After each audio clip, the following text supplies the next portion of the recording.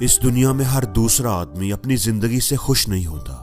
اس کی زبان پر شکوے شکایتیں ہوتی ہیں۔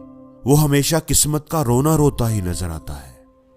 وہ دوسروں کی زندگیوں کو ہی حسرت سے دیکھتا ہے، دوسروں کو خود سے بہتر سمجھتا ہے اور ان جیسی زندگی کی خواہش کرتا رہتا ہے۔ ایسے ہی ایک آدمی اپنی زندگی سے خوش نہیں تھا۔ وہ ہر وقت قسمت کا رونا روتا رہتا، خود کو کوستا رہتا کہ کیا زندگی ہے میری، ساری پریشانیاں مصیبتیں جیسے میرے لیے ہی ہیں، ہر دکھ میری قسمت میں ہی لکھا ہوا ہے۔ ایسے ہی وہ ایک دفعہ بیٹھا اپنی قسمت کا رونا رو رہا تھا کہ اس کے سامنے درخت پر ایک ایگل آ کر بیٹھ گیا، جس کے پنجوں میں ایک بڑی سی تازہ مچھلی تھی، جس کا گوشت نوچ نوچ کر وہ مزے سے کھانے لگا۔ اس آدمی نے ایگل کو بڑی حسرت بھری نظروں سے دیکھا۔ کیا شان والی زندگی ہے اس کی، پرندوں کا راجا ہے، شان سے پر پھیلائے آسمان کی بلندیوں پر اڑتا ہے، سارے پرندے اس سے ڈرتے ہیں، مزے ہیں اس کے، نہ اسے کوئی کھانے کی ٹینشن، نہ پینے کی، نہ رہنے کی۔ زندگی تو اس کی ہے، مزے سے جی رہا ہے، جب دل چاہے شکار کرتا ہے اور کھاتا ہے، اور پھر اونچی فضاؤں میں نیلے آسمان پر اڑتا رہتا ہے۔ کوئی فکر نہیں، کوئی پریشانی نہیں۔ زندگی تو اس کی ہے، مجھ سے تو اچھی زندگی اس ایگل کی ہے۔ کاش میں بھی ایک ایگل ہوتا، وہ دل ہی دل میں سوچ رہا تھا اور حسرت بھری نظروں سے ایگل کو دیکھ رہا تھا، آسمان کو دیکھ رہا تھا۔ اچانک زور سے بجلی کڑکی اور ایک آواز آئی، اے انسان، کیا تو واقعی ہماری دی ہوئی زندگی سے خوش نہیں ہے اور ایگل بننا چاہتا ہے؟ پہلے تو وہ آدمی گھبرا گیا، لیکن وہ اپنی زندگی سے اتنا اکتایا ہوا تھا کہ کہتا ہے کہ ہاں، میں ایگل بننا چاہتا ہوں، میں اپنی زندگی سے خوش نہیں ہوں، مجھ سے تو یہ ایگل اچھا ہے۔ بجلی ایک بار پھر زور سے کڑکی اور اس آدمی کو ایگل بنا دیا گیا۔ اب وہ آدمی مزے سے ہوا میں اڑنے لگا، کبھی ادھر جاتا، کبھی پر پھیلائے ادھر جاتا۔ نیلے کھلے آسمان میں وہ ایسے اڑ رہا تھا جیسے پورا آسمان اس کی ہی ملکیت ہو۔ اپنے ایگل بننے پر وہ بڑا خوش تھا۔ خوشی میں اسے وقت گزرنے کا احساس ہی نہ رہا۔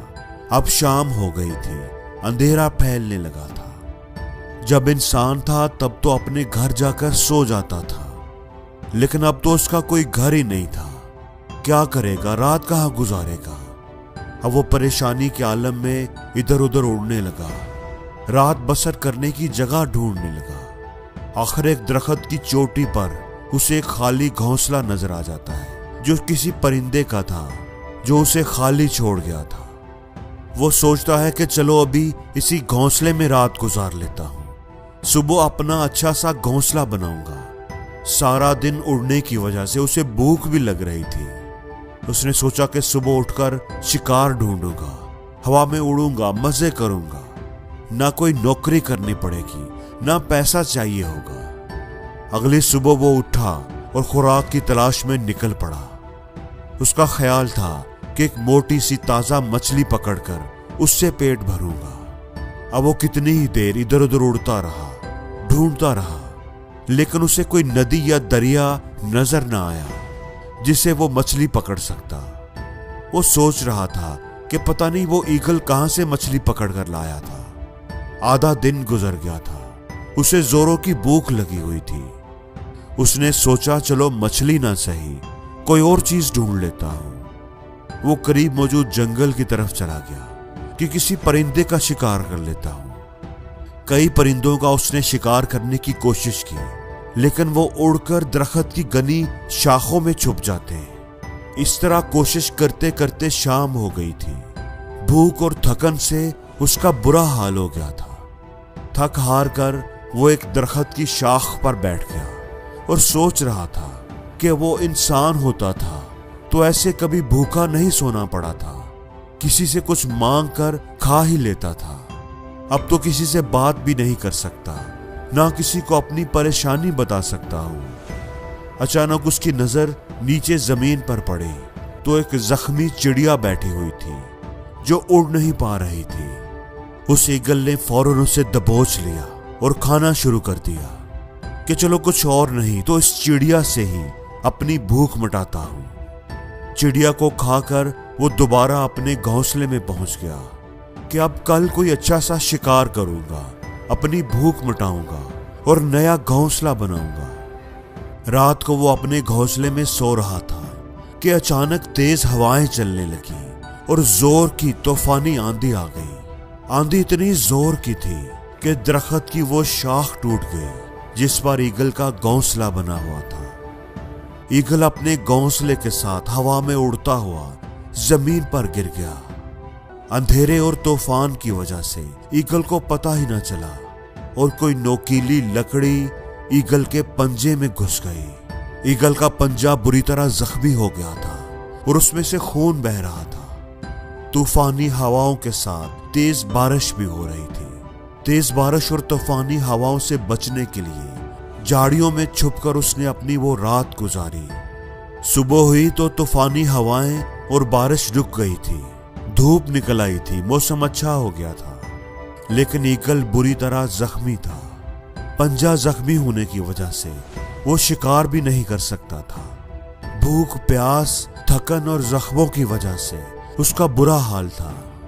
बेख्तियार उसने सोचा कि अगर वो इंसान होता तो जाकर किसी डॉक्टर को दिखा सकता था, अपने जख्म का इलाज करवा सकता था। लेकिन अब तो वो अकेला और बेबस था, किसी को अपनी हालत बता भी नहीं सकता था, बोल भी नहीं सकता था, किसी से अपने दुख का इजहार भी नहीं कर सकता था और ना कोई उसका हाल पूछने वाला था। बेख्तियार उसकी आंखों में आंसू आ गए। अब इसे अपनी वो इंसान वाली जिंदगी याद आ रही थी। उसे याद आ रहा था कि उसके पास अपना घर था, वो कभी भूखा तो नहीं सोया था, कभी उसे इलाज की फिक्र तो नहीं हुई थी।